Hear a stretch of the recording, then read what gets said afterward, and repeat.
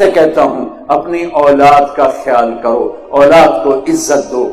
ٹیچروں سے کہتا ہوں اپنے شاگردوں کو عزت دو، عزت دینے سے عزت واپس آتی ہے۔ میں کیا بتاؤں، میرے نبی نے کہا اکرموا اولادکم، اولاد یہ سب تمہاری اولاد بیٹھی ہے، یہ سب بیٹیاں بیٹھی ہیں، بیٹے بیٹھے ہیں ہمارے۔ میرے نبی کا طریقہ تو میں بتا رہا ہوں۔ آپ گھر میں بیٹھے ہوئے ہیں، آپ لیٹے ہوئے ہیں، آپ زمین پر بیٹھے ہوئے ہیں، میرے نبی چیئر پر بیٹھے ہیں، زمین پر بیٹھے ہیں، لیٹے ہوئے ہیں۔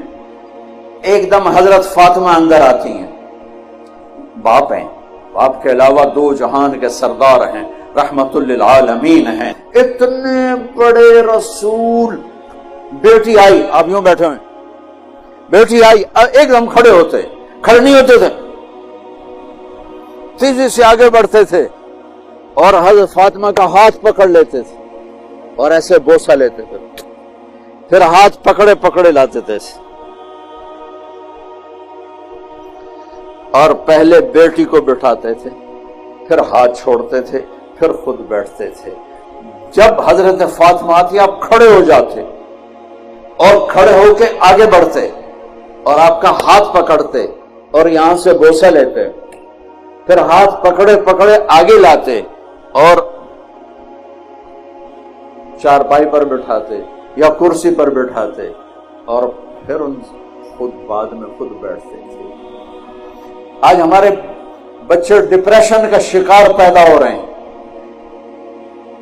کہ ہمارا سسرالی معاشرہ بڑا ظالم ہے۔ درد سے کہہ رہا ہوں، سندھ ہو، بلوچستان ہو، پنجاب ہو، سرحد ہو، سسرالی معاشرہ بہت ظالم ہے۔ وہ اتنے تانے سنتی ہے بچی، وہ ماں بنی ہوئی ہے اور تانوں پہ تانے، تانوں پہ تانے، وہ جو اس کے اوپر پریشر پڑتا ہے وہ بچے پہ پڑتا ہے اور وہ پیدائشی ڈپریشن کا شکار ہوتا ہے۔ اوپر یہ ماں خود اس کو مزید ڈپریشن کا شکار کرتی ہے کہ بچہ بات کرنے آتا ہے، اماں موبائل دیکھ رہی ہے، ہاں بولو سن رہی ہوں، کیا بکواس کرتے ہو، بولو سن رہی ہوں۔ ارے پاگل، تیرا بچہ برباد ہو جائے گا تیرے موبائل کے پہ۔ اس موبائل نے تباہی پھر مراسیاں دا بیٹا ہویا انہاں چم چم کے مار چھڑیا۔ پاکستانیاں نو موبائل لدا ٹائلٹ وچ بھی بیٹھے سن دے ہوندے، ہیلو۔ یہ لکھانی صاحب جیسے بڑے تاجر جو لوگ ہیں یہ اتنے پھنسے ہوئے ہیں، ان کو ٹائلٹ میں بھی سودے کرنے پڑتے ہیں۔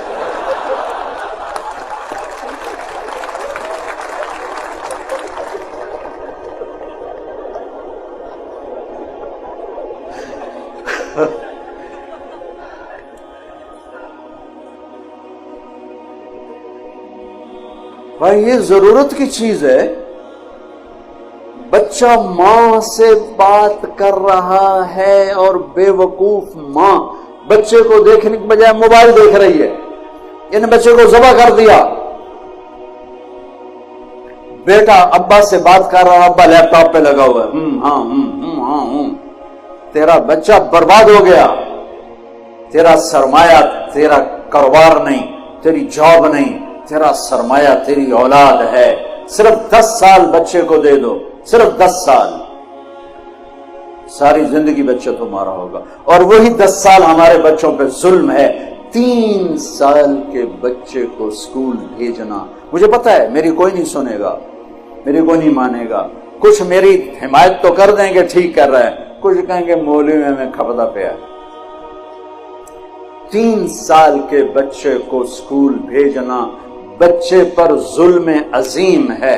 میرا نبی کہتا ہے 7 سال تک نماز بھی نہ کہو، نماز جیسی چیز سے روکتا ہے۔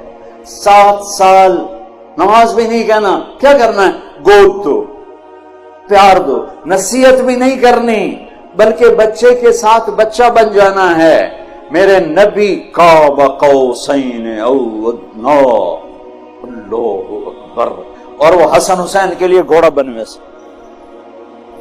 کہاں گئے میرے بچے، کہاں ہیں؟ ان کاروباریوں کے پاس نہ بیوی کے لیے وقت ہے نہ بچوں کے لیے وقت ہے، یہ ہیں اور موبائل ہے۔ روٹی کھاتے بھی کاروبار کر رہے ہوتے ہیں، لعنت ہے ایسے کاروبار پر۔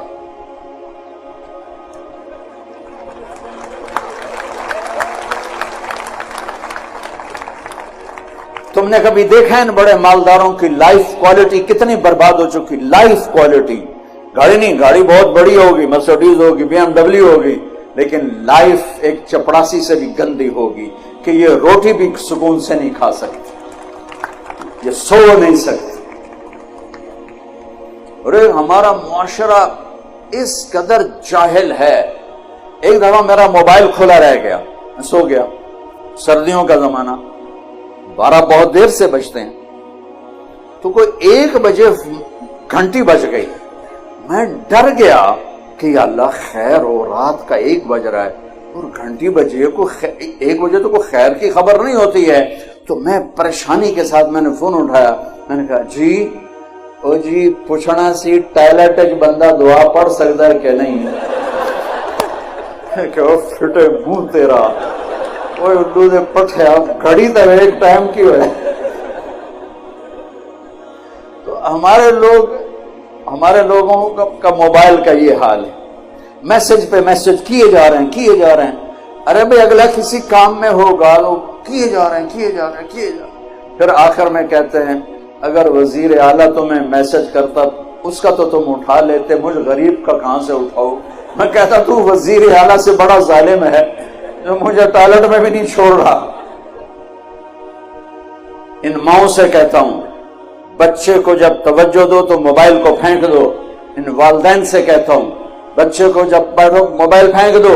میرے نبی جیسی شہنشاہ ہے ہستی والے حسن حسین کے لیے آتے تھے، میں نے آپ کو فزیکلی شکل دکھائی ہے، اور فرماتے آؤ بچوں میرے اوپر بیٹھ جاؤ۔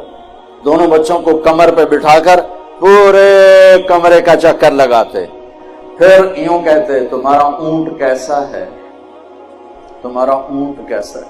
پھر دونوں بھائیوں کو اتار دیتے اور زینب کو بٹھا لیتے، پھر ان کو چکر لگواتے اور ان تینوں سے بیٹھ کے کھیلتے تھے۔ 7 سال حسن کی عمر، 6 سال امام حسین کی عمر، اور ان 7 سال میں 7 نصیحتیں بھی اپنے بچوں کو نہیں کی، صرف ٹائم دیا۔ آج کی ماں بچے کو ٹائم نہیں، کھلا دیتی ہے، پلا دیتی ہے، سلا دیتی ہے، ٹائم نہیں دیتی۔ کبھی اس کے ڈرامے، کبھی اس کا موبائل، کبھی اس کی میسیجنگ، اسی میں وہ برباد ہو جاتی ہے، اپنے بچے جیسی دولت کو ضائع کر دیتی ہے۔ بچوں کو ٹائم دینا، ان کے ساتھ بچہ بن کے بیٹھنا، نصیحتیں اوور لوڈ ہو جاتی ہیں، اوور کر دیتے ہیں۔ محبت دو، ٹائم دو۔ میرے نبی کی خوبصورت زندگی کہ آپ حسن حسین کی کشتی کروا رہے، اتنے آپ پر کتنے غم تھے، کتنے صدمے تھے، کتنے درد تھے، اور آپ بچوں کے ساتھ کھیل رہے، کشتی کروا رہے حسن حسین کی۔ تو حسین ذرا کمزور ہو رہے تھے چونکہ حسن بڑے تھے اور حسین چھوٹے تھے، تو آپ حضرت حسین کو تھاپڑے مار رہے تھے ان کے، شاباش حسین، شاباش حسین، شاباش، اے حیا حسین۔ تو حضرت فاطمہ بھی بیٹھی دیکھ رہی تھی، تو وہ کہنے لگے یا رسول اللہ آپ ساری شاباش حسین کو دے رہے ہیں، کوئی تھاپڑا حسن کو بھی مار دیں۔ وہ جو ماں تھی تو اس کو دوسرے کا، تو آپ نے کہا فاطمہ میرے پاس جبریل کھڑا ہوا ہے، وہ حسین کو تھاپڑے مار رہا ہے، میں بھی حسین کو ہی تھاپڑے مار رہا ہوں۔ کشتیاں ہو رہی ہیں، ٹائم دیا جا رہا ہے، کھیل رہے ہیں، تو پھر وہ جنت کے سردار بنے۔ والدین کے، میرے بچے جب چھوٹے تھے، یہ چھوٹے سکول میں، تو میں ان کے پرنسپل سے ملا، تو وہ کہنے لگے میرے پاس یہاں فیصل آباد کے 2 بڑے ڈاکٹر ہیں، لیڈی ڈاکٹر اور ڈاکٹر، وہ میرے پاس آئے اور کہنے لگے کہ ہمارے بچوں نے 3 دن ہو گئے کھانا نہیں کھایا ہمارے گھر میں کھانا، اور ہم پوچھتے ہیں بتاتے نہیں، تو کائنڈلی آپ پوچھ کے بتا دیں، یہ بہت اہم بات بتا رہا ہوں۔